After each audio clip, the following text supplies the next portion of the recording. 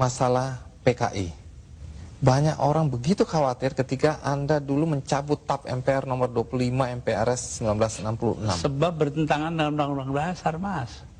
Tapi itu ada kesan pembelaan Anda terhadap orang-orang ex-PKI dan keluarganya. Terserah, kesan nggak kesan terserah. Apa alasan Yang Anda? terpenting itu bahwa tugas mengucilkan PKI itu bukan tugas negara.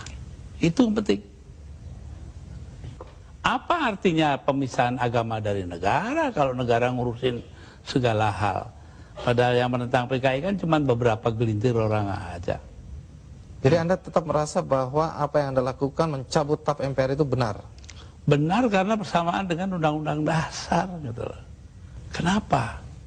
Karena memang Undang-Undang Dasarnya begitu, mau diapain? Begitu itu bagaimana? Ya melindungi semua. Ya itu hasil daripada 7 abad lamanya kita berpancasila tanpa nama, yaitu yang dinamakan Bhinneka Tunggal Ika. Berbeda-beda tapi satu tujuan. Nah ini yang penting kita melihatnya dari situ. Kalau belakangan ini ada kekhawatiran PKI akan bangkit? Kenapa takut? PKI aja ditakuti.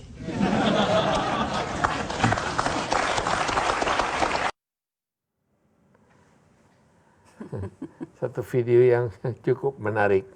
Hari Kesaktian Pancasila. Iya. Keterangan yang disampaikan oleh Gus Dur. Banyak kontroversi yang terjadi pada hari ini. Iya. Pro untuk menyampaikan pesan-pesan mengenai PKI. Anti atau tidak perlunya disampaikan pesan-pesan mengenai PKI. Pendapat dari seorang Gus Dur. Mohon maaf, Presiden Abdurrahman Wahid. Mengatakan bahwa sebetulnya ini bukan urusan negara. Bagaimana pendapat Mbak Yeni mengenai masalah ini? Persoalan PKI itu adalah persoalan yang sangat sensitif ya, terutama di kalangan masyarakat NU. Ya. Terutama di kalangan masyarakat NU? Yang berhadapan-hadapan dengan PKI di lapangan waktu itu orang NU. Banyak banser yang langsung berhadapan-hadapan fisik dengan aktivis-aktivis PKI. Dan kemudian sebelum atau sesudah kejadian PKI? Menjelang ya, mulai dari tahun 50-an sudah mulai. Waktu itu kan sudah ada yang namanya agitprop, agitasi, provokasi, agitprop dari PKI. Kemudian narasi-narasi yang dikembangkan oleh oleh PKI sendiri. Misalnya setan kota. Nah, Kiai NU itu masuk dalam salah satu yang dikategorikan sebagai setan desa. Nah, jadi kemudian ada mulai provokasi-provokasi di lapangan dan lain sebagainya. Itu terjadi, Pak. Konflik, kemudian friksi yang terjadi di lapangan terjadi, itu semua. Nah, kemudian ketika terjadi G30S, ya, dan kemudian terjadi lagi provokasi yang dilakukan oleh pada saat itu yang diyakini oleh banyak sejarawan, oleh TNI AD, dan kemudian bukan memfasilitasi ya, sebagian orang NU mengatakan provokasi terhadap kelompok-kelompok beragama, memang bukan cuma NU saja, juga kelompok Kristen dan lain sebagainya, diminta untuk membersihkan PKI. Nah, lebih luas lagi yang terjadi konfliknya, sehingga kemudian terjadilah the big massacre atau pembantaian massal di Indonesia yang oleh para sejarawan baik dunia maupun Indonesia disepakati mungkin lebih dari 500.000 orang meninggal. Nah, jadi ini sesuatu yang sangat... Di tangan siapa? Banyak orang, banyak pihak. Tetapi juga banyak di sana orang-orang NU yang terlibat. Karena waktu itu pilihannya ada seorang Kiai NU mengatakan ya pilihannya membunuh atau dibunuh. Ada yang sampai seperti itu. Karena PKI juga kuat ya. Nah, tetapi G30S sendiri, gerakan 30 September sendiri itu kan banyak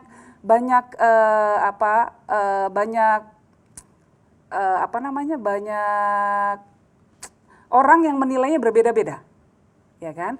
Ada yang mengatakan di belakangnya memang betul PKI, ada yang mengatakan ini Pak Harto terlibat, minimal mengerti, ada yang mengatakan keterlibatan CIA dengan ada yang namanya dokumen yang palsu ya, dokumen Gilchrist, keterlibatan kedutaan Amerika, ada lalu persoalan perang dingin dan lain sebagainya, ada persoalan antara ideologi dunia antara komunisme dan demokrasi yang diusung oleh Amerika. Nah, jadi ada banyak sekali faktor di sana. Nah, namun apapun interpretasi orang mengenai G30S sendiri, menurut saya kita itu harus fokus pada fakta-fakta dulu. Ya, fakta-fakta besar. Fakta-fakta besarnya adalah bahwa bangsa ini sudah melampaui trauma yang luar biasa. Dan pada saat ini sering kali kita melampaui trauma-trauma itu, dan trauma besar itu harus disembuhkan, Pak. Orang saja kalau kena kasus kekerasan dan lain sebagainya, dia harus melalui trauma healing supaya bisa melupakan itu, supaya tidak berdampak pada psikisnya, apalagi kita sebagai bangsa. Jadi Gus Dur itu mencoba mengajak kita semua untuk mengedepankan kemanusiaan. Karena memang faktanya juga banyak orang-orang yang dianggap keturunan PKI atau berafiliasi dengan PKI kemudian tidak mendapatkan haknya sebagai warga negara Indonesia. Mereka dikucilkan secara politik, mereka nggak bisa hidup secara akses ekonomi juga ditutup dan lain sebagainya. Jadi nggak bisa jadi manusia seutuhnya. Nah, ini ada banyak hal, ada banyak faktor, ada banyak nuansa dari gerakan PKI sendiri. Nah, saya tidak ingin berdebat tentang siapa dalang di balik G30S. Yang saya ingin mengajak, dan saya rasa ini semangat Gus Dur, adalah semangat rekonsiliasi. Kalau memang kita mau sembuh dari luka ini, kita investigasi saja. Kita buat komite kebenaran dan rekonsiliasi. Anda juga ikut, termasuk di dalam komite tersebut kalau tidak salah. Enggak, saya enggak ikut. Tapi ikut di dalam salah komite yang masalah HAM itu pernah ikut kalau tidak salah, pernah saya baca. Mungkin bukan saya. Tetapi Komnas HAM sendiri tahun 2012 pernah membuat sebuah statement bahwa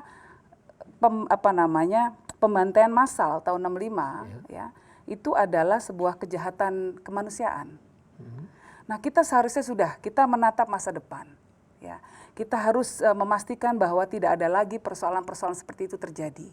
Bahwa kita harus saling merangkul, kita bisa saling. Apa pendapat Mbak Yeni mengenai keadaan kontroversi sekarang? Ada beberapa orang yang mengatakan jangan diperlihatkan, sudah cukup. Ada yang mengatakan ini harus tetap kita perlihatkan, contoh film masalah PKI dan sebagainya. Yang mana yang benar? Menurut saya film itu biar saja berada di masyarakat, tetapi jangan dipaksakan dan harus menjadi kewajiban untuk ditonton. Ketika menjadi kewajiban untuk ditonton itu menjadi propaganda.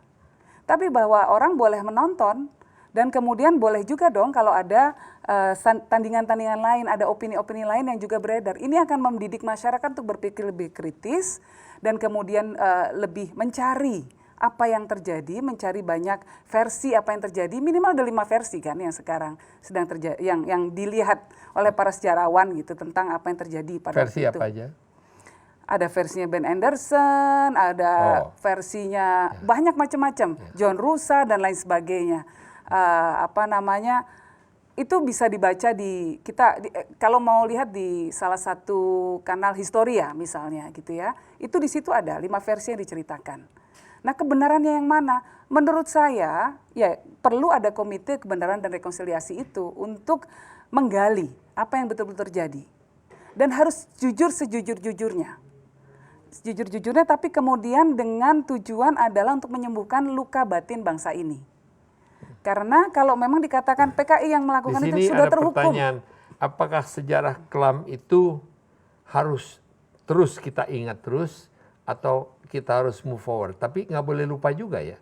Harus dimaafkan tapi tidak perlu dijadikan sesuatu drama yang berkelebihan. Gitu. Iya, kayak krisis ekonomi dong. Ketika pertama kali kita kena krisis tahun 98, kita tidak siap karena fundamental ekonomi kita tidak kuat. Ya kan? Tetapi setelah itu kita melakukan pembenahan fundamental. Sistem perbankan diperbaiki, ada sistem pengawasan yang lebih baik dan lain sebagainya. Sehingga ketika tahun 2008 ada krisis lagi di dunia, Indonesia lebih imun. Nah, itulah fungsi dari kita belajar dari sejarah dari sejarah masa lampau. Jadi Pak Yedi dalam hal ini untuk memperingati, karena selalu diperingati. Memang ada orang yang berkepentingan agar ini diperingati terus-menerus. menurut Mbak Yeni harus tetap diperingati 30S atau Hari Kesaktian Pancasila tentunya Dipelajari. sesuatu yang penting. Bagi saya lebih baik dipelajari agar bisa jadi bahan pelajaran kita, tetapi jangan dijadikan komoditas politik. Itu dua hal yang berbeda loh Pak. Kalau sekarang kita dijadikan lihat komoditas politik. dijadikan komoditas politik, alat konsolidasi politik agar bisa mentokohkan orang-orang tertentu. Kalau mau jadi tokoh, mau jadi hero harus ada musuhnya. Nah, dengan menciptakan musuh hantu ini, dia bisa menjadi tokoh yang punya platform bicara di masyarakat. Kita harus jeda. Kita sebetulnya hanya tinggal 10 menit. Oke. Hanya tinggal 10 menit dan masih 1001 pertanyaan yang kita miliki. Tapi juga kita ingin sampaikan kepada para pemirsa bahwa kita nanti juga akan mengambil 2 atau 3 pertanyaan dari Facebook yang disampaikan oleh mereka yang mengetahui bahwa pada hari ini kita ada pertemuan di program Impact. Jadi kita akan teruskan pada episode terakhir mungkin sekitar 8 menit. Saya juga harus mengucapkan terima kasih kepada Metro TV dan kepada Pak Eni Noya yang telah memperbolehkan kita untuk memutar klip wawancara Eni Noya dengan Gus Dur. Kita akan kembali bersama Yeni Wahid setelah jeda berikut ini. Tetaplah bersama kita di program Impact.